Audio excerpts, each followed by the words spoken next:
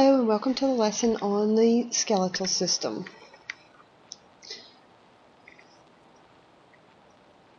The skeletal system consists of bones, joints, and connective tissue, specifically cartilage and ligaments.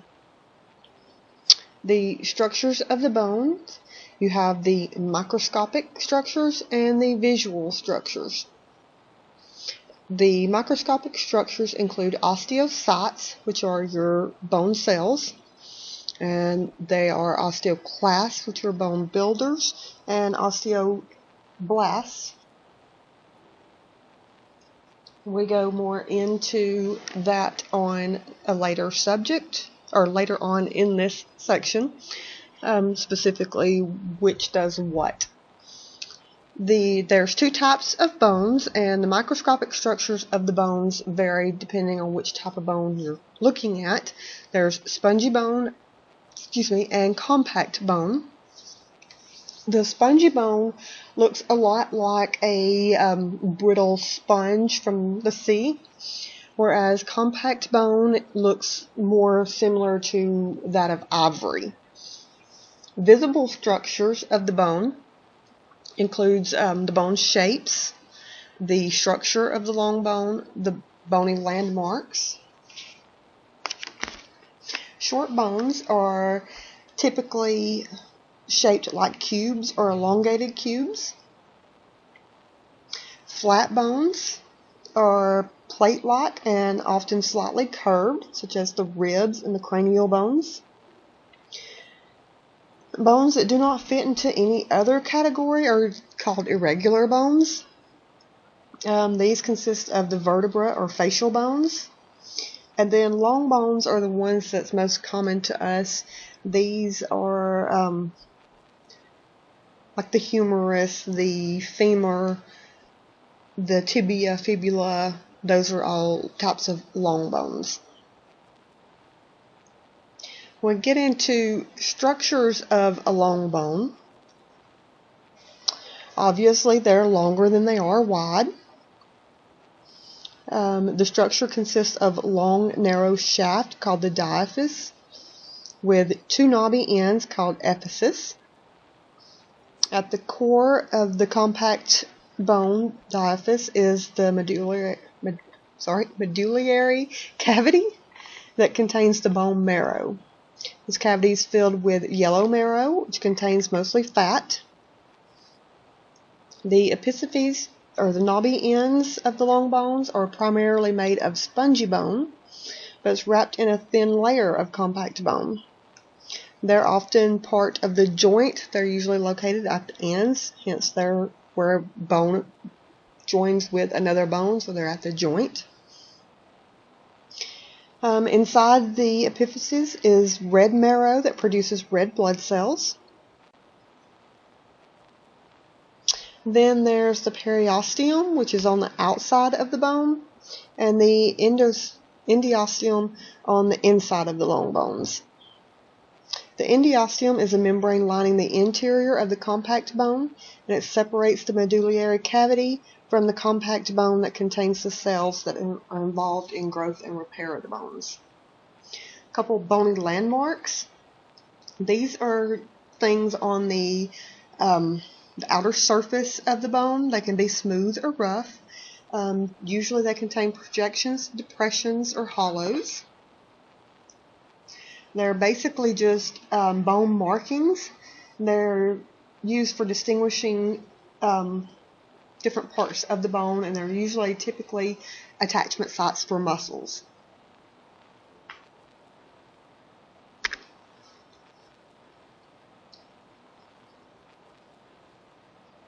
Make sure you are familiar with each of the types of bones: the long bone, the flat bone, irregular bone, and the short bones.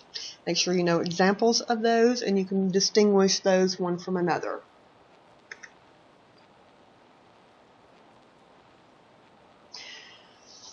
The skeleton consists of 206 bones in the typical adult skeleton.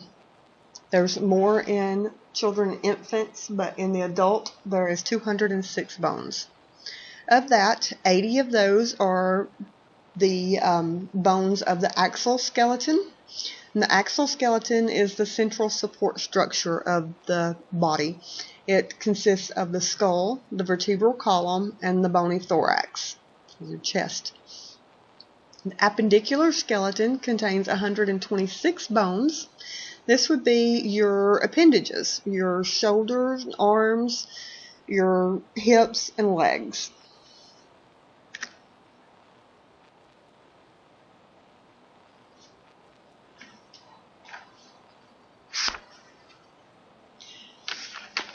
This is a picture from page 91 in your textbook. This is a picture of the shoulder girdle. You are responsible for knowing each of these. You will be required to label each of these on your exam.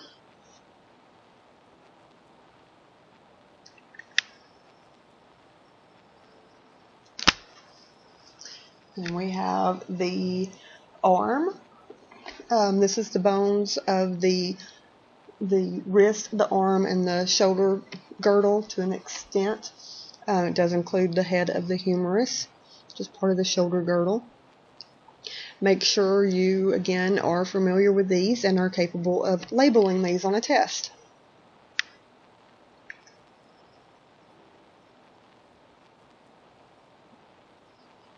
This is a female pelvis. Again, you're responsible for knowing each of these and being able to label it. These are on page 93 in your textbook. And 93 also shows a male pelvis. Okay, on page 94, you'll be responsible for knowing, being able to label the bones and the bony landmarks of the leg, the leg, the ankle, and the foot, and the knee.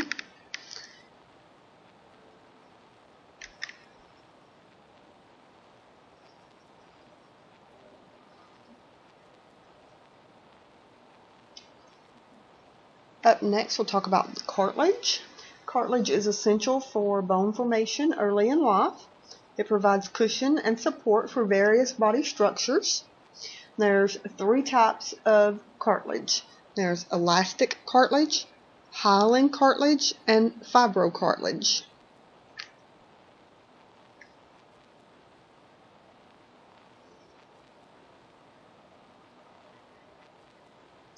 Well, okay, I thought our PowerPoint went more specifically into that, so we'll back up and we'll do that now. Your hyaline cartilage is the most abundant in the body. It is translucent and a pearly blue. It has no nerves. It's firm but elastic, providing flexibility and support, allowing smooth, efficient movement at the joints. Examples of hyaline cartilage are the temporary cartilage in infants and children, the costal cartilage of the ribs, and the articular cartilage. Fibrocartilage, sometimes called white fibrocartilage, has a lot of collagen and provides strength and structure but very little flexibility. It's found in the intervertebral disc of the spinal column and in the temporomandibular joint. And then finally, elastic cartilage is also referred to as yellow cartilage. It's more opaque and flexible. It consists of many elastin fibers within the collagen. It gives it strength and flexibility. The external ear is made up of elastic cartilage.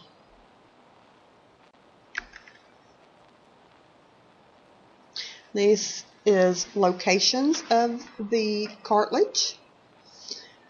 This gives you an example, and this is your guide here. The blue is your hyaline cartilages, the green is elastic cartilages, and the red is types of fibrocartilages. So you see the red in the knees, you see the red at the pubic symphysis, you see the red between the vertebral column.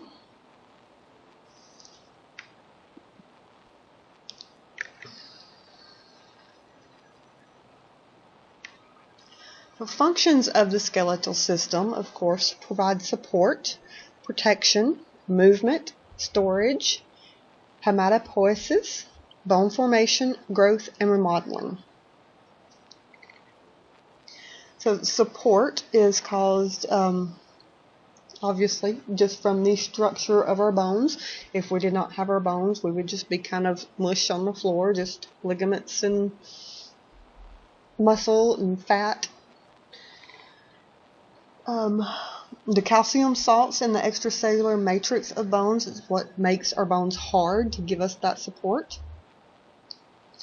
And also protection. The hardness of the bone helps to protect our internal organs and structures. Movement. The skeleton provides necessary leverage that the tendons and muscles can use to create movements. Tendons attach bones to muscles. Muscles contract to pull the bone, and the joints allow the neighboring bones to move in relation to each other. We have storage. Bones serve as storage sites for several different minerals, as well as fat. Magnesium, phosphorus, sodium, and calcium are minerals stored in the bones. Then hematopoiesis is blood cell formation. This is another function of the skeleton. The interior cavities of some of your flat bones contain red marrow, which is the site of red blood cell formation. Bone formation, growth, and remodeling. Continuous regeneration and adjustments occur within the bones to ensure that the skeleton can support and protect our bodies adequately. This is an ongoing and dynamic process. It begins prior to birth and continues throughout life. The process of bone formation converts cartilage to bone. Once all of the bones have ossified, they grow larger. Bones undergo remodeling to maintain the proper levels of calcium in the blood and to change shape of the bone in response to physical stresses. Hormones that regulate and encourage growth influence the continuous process of creating new bone. Without calcium and vitamin D, bone growth could not occur.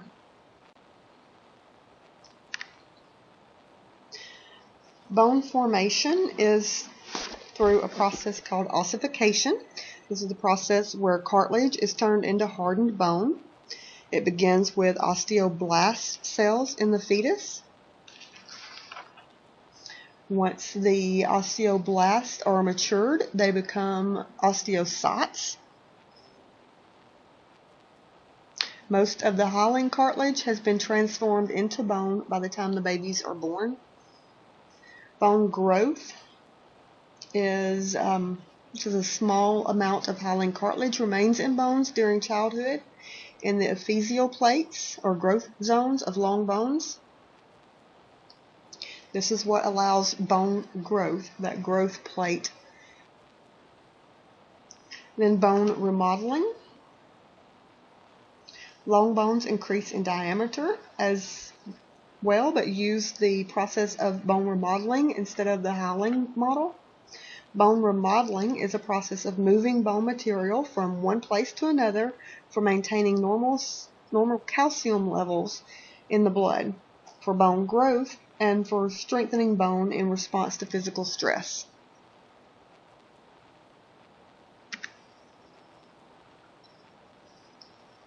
Effects of massage on the skeletal system. Massage enhances circulation of blood and lymph, thereby increasing nutrient delivery to and waste removal from the body tissues, including the bones in the body. Also, it's beneficial for restoration of range of motion in our joints. The joints of the body can benefit from massage. Regular movement of some joints can increase the production of the fluid that lubricates the joints. Also, if joint pain is caused by excessive muscle tension or tissue adhesions near the joint, massage therapy may be able to relieve those conditions, thereby relieving the joint pain.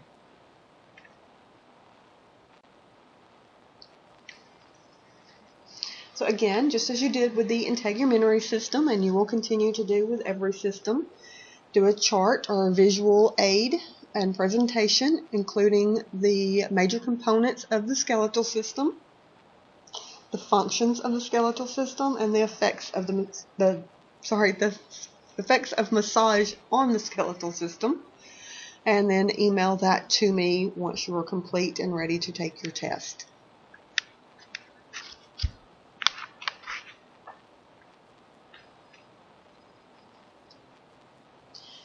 Now flip over to page 233, and we'll talk about a little bit of the pathology of the skeletal system.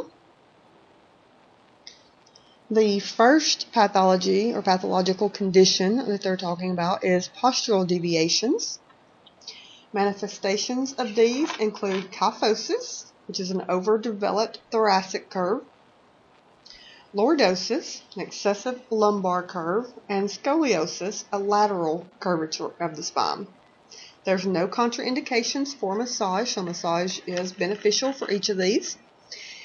Indication is massage can reduce lengthened and shortened muscle and soft tissue tension and pain. The cause or the etiology, it can be structural or congenital or functional, caused by injury. A lot of times our posture, we form poor posture habits due to injuries, and then our body kind of tends to mold and form postural deviations in response to that injury. Treatments include physical therapy, chiropractic therapy, braces, surgical rods, and also some massage therapy.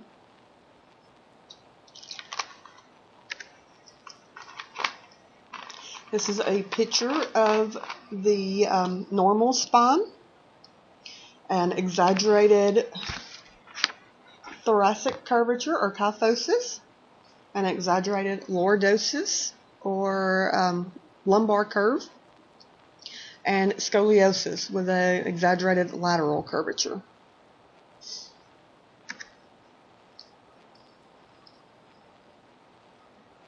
Next pathological condition with the skeletal system is fractures. Most of you are familiar with fractures. Many of you have had fractures. Manifestation of a fracture includes pain and decreased function at the joint closest to the injury. Contraindications: you do not massage a broken or fractured bone during the acute stage.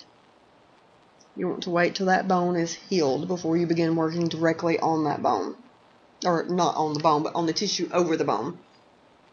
Indications for massage. Massage is going to promote healing in latter stages by increasing circulation and reducing inflammation. Again, in latter stages. Do not massage on a broken bone. The cause or the etiology of a fracture is injury or disease. Treatments include immobilization, casting, surgery, and massage that focuses on lymphatic drainage, but again, not directly over the site of the broken bone.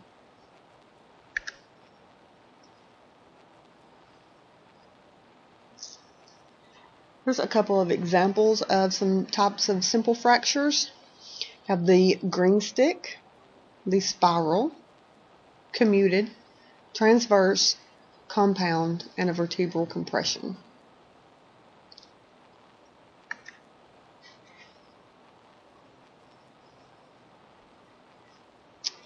Sprains or injured ligaments. Manifestation of a sprain is pain and redness, heat, swelling, decreased mobility at the affected joint, especially during the acute stage. Contraindication is locally during acute stage except for lymphatic drainage. And to do lymphatic drainage, you have to be certified as a specialist in that, which requires additional continuing education hours. Indications for massage. Massage can enhance healing, it can decrease swelling and adhesions, and it can also increase range of motion to the affected joint during the subacute stage. Initially, with the acute stage, you do not massage that area. Once they reach the subacute stage, anywhere from 3 days to 3 weeks after the initial injury, then you can start doing some massage strokes to work that area and to reduce the swelling and adhesions there. The cause of a sprain is overstretching or tearing of the ligament because of trauma or exceeding range of motion. Treatments include immobilization, ice and compression, and elevation. So basically your RICE method: rest, immobilize, or ice, compression, elevation. The sacroiliac ligament is one of the most commonly sprained ligaments in the pelvis. Okay, the next pathological condition is osteoarthritis. Manifestations of this include stiffness and pain in the affected synovial joints, heat and redness if it's inflamed, and muscle tension. Clinical sign is cartilage damage. The palpable sign is heat. Typically affects the weight-bearing joints. And it's locally contraindicated during an acute stage or when inflammation is present. If there's heat present, you don't massage it. Indication: massage will relieve pain and stiffness. It will increase joint mobility during the subacute stage, and it treats trigger points. The cause or etiology is repetitive wear and tear of synovial joint structures, possibly hormonal imbalances, obesity, and ligament laxity. Treatments for osteoarthritis include pain and anti-inflammatory medications, steroid injections, nutritional supplements, and dietary change. Rheumatoid arthritis is different from osteoarthritis. Rheumatoid arthritis is an autoimmune disorder that spreads between joints. Osteoarthritis is non-systemic wear and tear disorder of the joint.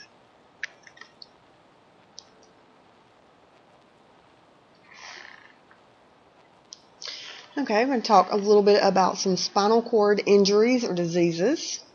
If you have an anterior spinal cord injury, the effect of that injury will be loss of motor function. So you will not be able to move that associated limb. If you injure the lateral portion of the spinal cord, it's going to affect pain and temperature. So you won't be able to sense those sensations, the pain and the temperature. If you have an injury to the posterior spinal cord, it affects the sense of touch. An incomplete or complete transection of the spinal cord determines whether a spinal injury will be permanent or just temporary. If it's an incomplete transection or an incomplete injury, doesn't go all the way through the spinal cord, then typically the injury is temporary. If it is complete, then the injury is usually permanent. The paralysis is typically permanent with a complete transection of the spinal cord. Okay, a couple of pathological diseases is spondylosis. This is a degenerative disease of the spinal column. It's related to abnormal bone development around the vertebra. Hyperkyphosis is an exaggerated outward curvature of thoracic spine resulting in a rounded upper back. It gives the appearance of the humpback. Hyperlordosis is a technical term for swayback. Subluxation is when a vertebral bone is partially dislocated or out of alignment in relation to the vertebral bone above or below it. A lot of times when we're doing massage, we can feel this subluxation. We cannot deliberately adjust that subluxation. Many times with massage therapy, the muscles relax and the subluxation will go back into place. The vertebral bone will slip back in. But our intention can never be to do that adjustment ourselves. Our intention has to be on the focus of the muscle tissue. And typically, if the muscle tissue relaxes, the bone will move back on its own, but not always. Whenever your client has a subluxation, you can refer them to a chiropractor.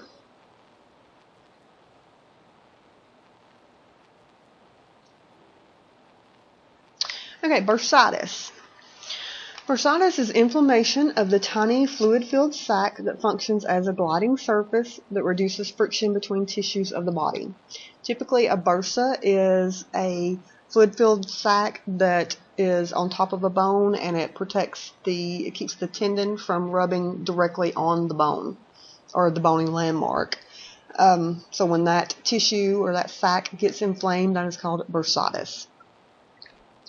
Chondromalacia is deterioration of the cartilage under the patella. Chondrosarcoma is a malignant tumor that forms in cartilage cells, most often affecting middle-aged adults. Ewing sarcoma, I'm not sure I'm pronouncing that correctly, but we'll go with it. This begins in primitive cells of bone marrow, typically of the large bones of the arms and the legs. Gout is an inflammatory arthritic condition caused by deposits of uric acid in and around the joints, especially in the feet. It tends to typically affect the big toe because that's where gravity kind of lets everything settle first. So that's usually the first sign of gout is their big toe starts hurting. If you suspect the client has gout, they need to go see their doctor. There's medicine that they can take for that. You do not tell them they have gout. Again, you do not diagnose them. Anytime you suspect inflammation or infection or anything, you simply refer them to someone for further evaluation. Okay, hyperparathyroidism. This is a condition where too much parathyroid hormone results in abnormally high levels of calcium in the blood. It is an endocrine disorder. It causes too much calcium to be removed from the bones, resulting in bone pain, osteoporosis, and fractures. It is an endocrine system disorder, but I included it here with the skeletal system because it does have impact on the skeletal system.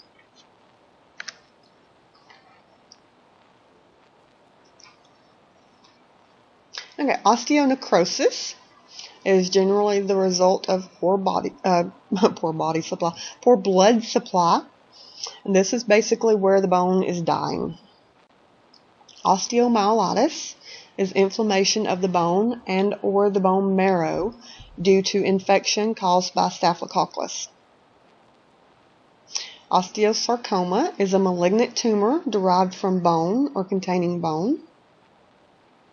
Paget's disease is a chronic condition where healthy bone is replaced with fibrous connective tissue that never calcifies. We've seen Paget's and Perthes disease both show up on questions for MBLEX, so make sure you're familiar with those. Perthes disease is generally caused by lack of blood supply. It's more common in young boys. Typically it affects the hip. It's caused by the disruption of blood supply to the head of the femur, causing it to deteriorate. Again, rheumatoid arthritis is an autoimmune disease where the immune system attacks the synovial membranes, causing the joints to become inflamed. It usually affects hands and feet, and there's been links with Lyme disease and rheumatoid arthritis. Temporomandibular joint disease. This is the result of a poorly aligned bite and teeth grinding. It's where that TMJ joint gets inflamed. And that is it for the skeletal system. Again, make sure you do your assignments, watch any videos, and complete your quiz.